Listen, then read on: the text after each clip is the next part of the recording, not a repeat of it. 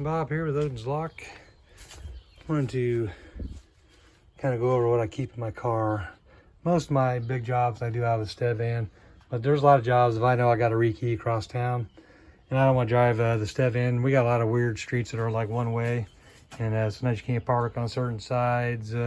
Kind of cumbersome, you know, driving a bigger vehicle around there. So I just put everything in the back of my hatchback. And it's a Ford Escape. I think it's 2014. This one here is all-wheel drive. Actually, it's four-wheel drive, but basically all-wheel drive.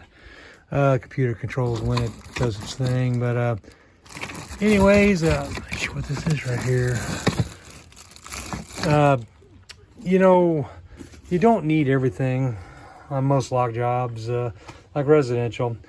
In my previous video on discounts for family and friends, I mentioned having all my tools. All I need most lock jobs is a pin kit. That is incorrect. A commenter mentioned that. Thank you, Mike, for bringing that up. But anyways, I do have a pin kit, a 3000s pin kit. And I have two sets of tools. I got all the miscellaneous things. This is a kit I use for electrical. And when you do low voltage, like 12, 24 volt, I keep a lot of that stuff in here. Let me move this, and I will show some of the other stuff I carry. So this toolkit, I always have a towel. That's got a whole pile of stuff in there, of course. This is cool. I don't know if I've ever shown this one before.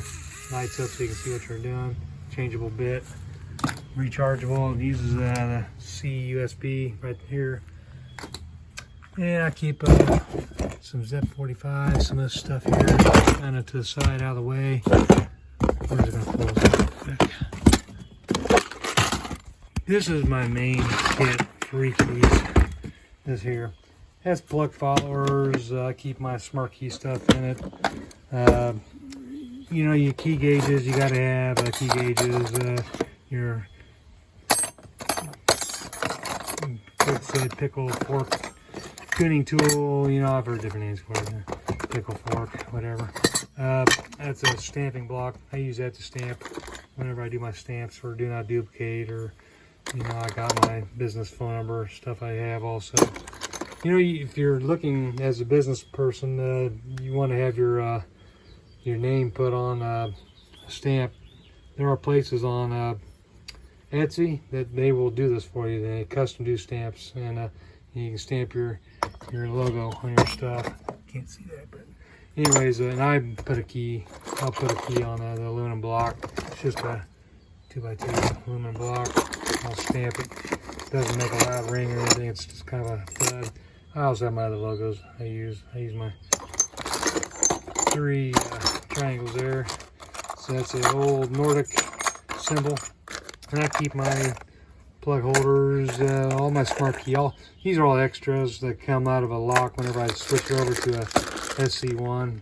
I don't do that often, but sometimes if I have a quick set lock, you know, deadbolt or knob, sometimes they want to switch over to quick set or Schlage, so I'll switch them over. I actually think I need to start buying some more hardware, but here's a plug follower kit. This little universal, different ones for different sizes, plugs. You only want to do singles. You can use you know, you can get you a dowel rod that's, you know, a little bit less than 1/2 inch, you know, 3/8 to 7/16, whatever. I'm not sure all the wood sizes, but you can get something and you can just line them all up on there. You one after the other. You can do a whole bunch of plugs. If you're doing a big rekey, you can just put them all on there. I think someone commented about that here a while back. I know Jason with SC Lock key that a lot. But anyways, this is my main stuff that I use on rekey is the pin kit and this. And of course you'll have to have a screwdriver. Sometimes, you know, if you need to find a way trying to do something without spilling some stuff, you'll need an ice pick or something to pull a handle off, you know, like on a Schlage style, SC1 style. I use this pack out, and I think I showed you yesterday. I got miscellaneous screw assortments, springs, Here, I added this tape today, actually.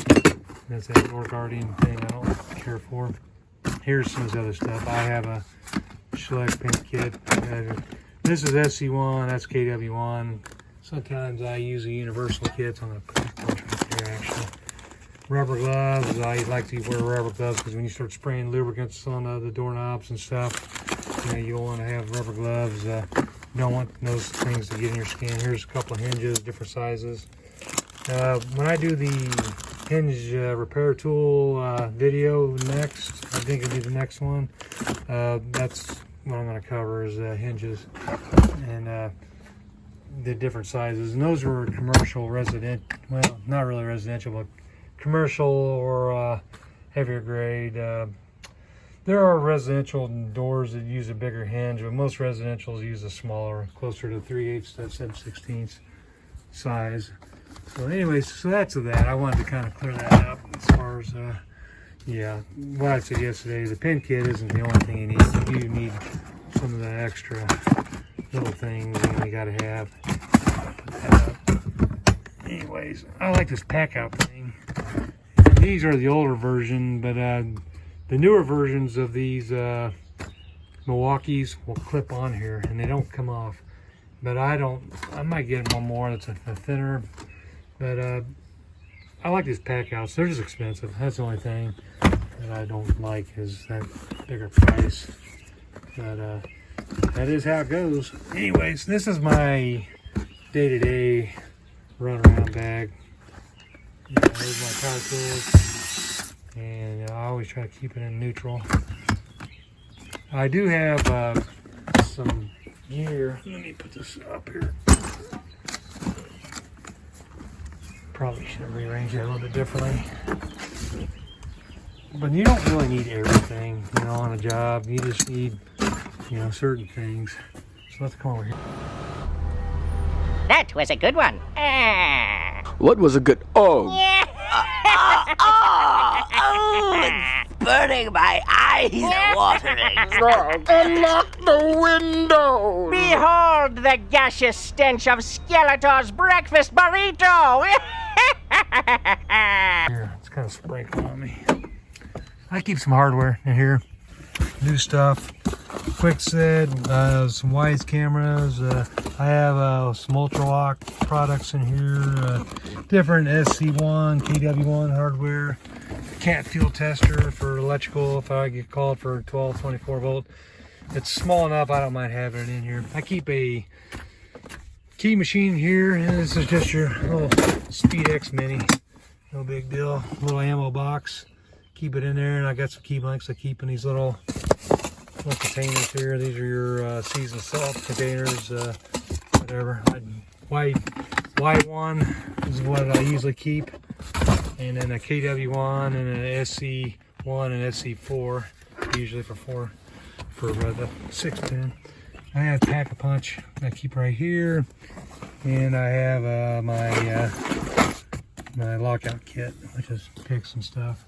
And I do have a power supply I keep over here for jumping vehicles. But that's pretty much it. And an extension cord, of course, my billing thing. I usually keep this jacket covered up on my bag here, so if someone gets in here, they just think there's a... Give me your purse, now! That's my purse. Don't be afraid to shout it. That's my purse! Try it again. That's my purse! I don't know you!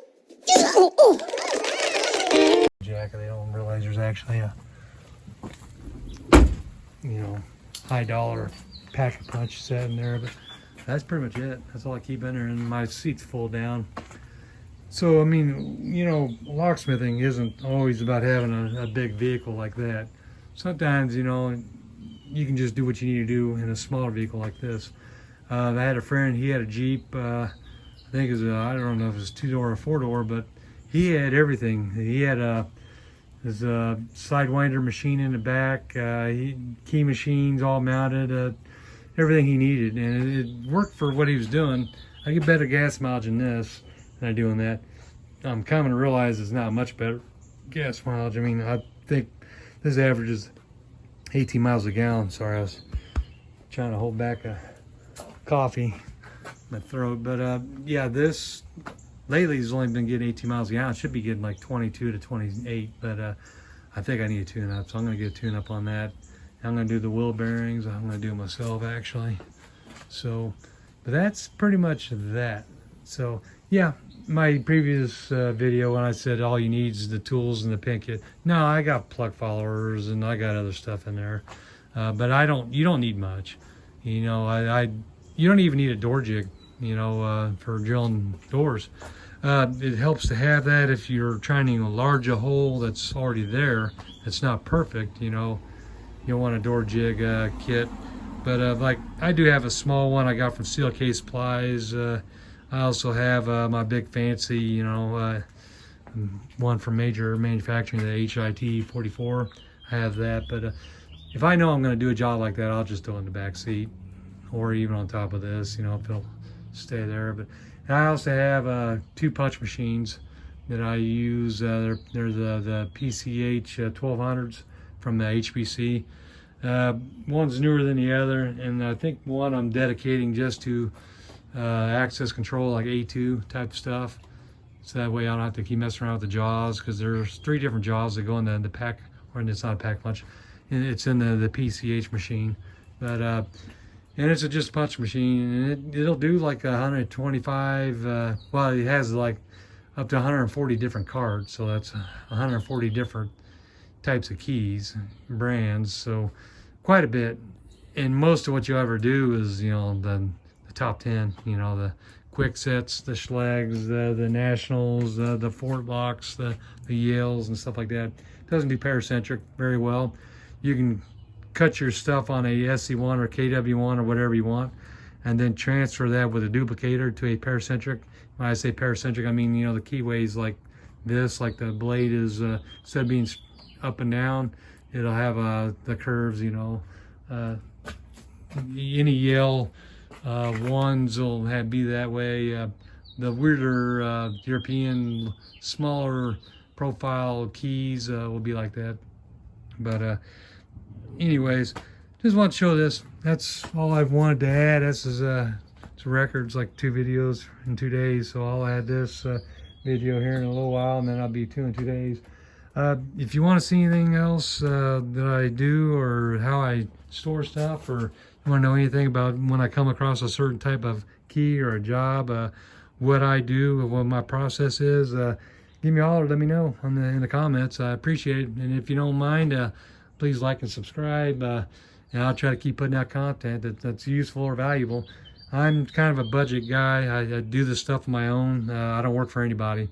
I do have a separate job at Ford Motor Company, and of course, you know, with all the tariff stuff going on, there's always talks of layoffs. So I do locks, you know, in that capacity also. But I do a little welding on the side too. So you know, I do whatever I gotta do to make that extra money. And to me, this is my future. You know, I'm not always gonna work in a factory. And you know, the locks, I actually enjoy doing the locksmithing. It's fun, soothing, satisfying. It checks off all the boxes. I've built up enough to where I can do anything pretty much. I just don't do automotive. I mean, I can open up cars, but I don't really cater to that market. So I don't even do the car keys. But you know, anything commercial, residential I can do. Any access control I can do. I don't necessarily get into installing power supplies unless it's already a engineered system. I'll do it. But for the most part, I mean, I do access control. I do electrified hardware, mag strikes, all the different things. Door closers, you name it, I do it. For the most part. There are the bigger companies that they put a lot more money into like doing safes and the big glass, their Herculite doors. I usually don't get those kind of jobs, so I haven't invested in a lot of that stuff. Anyways, for most of what I do, that'll do about 90% of everything is what's in my car right now. And that's pretty much it. I can do the others with this, except for automotive. I still won't do automotive out of this. But for the big heavy duty, if I need to roll up on a commercial job, you know, I'll just take this. You know, depends on, you know, how complicated it is, you know, how much I'll need. Sometimes I'll throw, I do have welders I keep in my stat van that I can do welding with. But, you know, for most jobs, this will do it. So Thanks for watching. Later.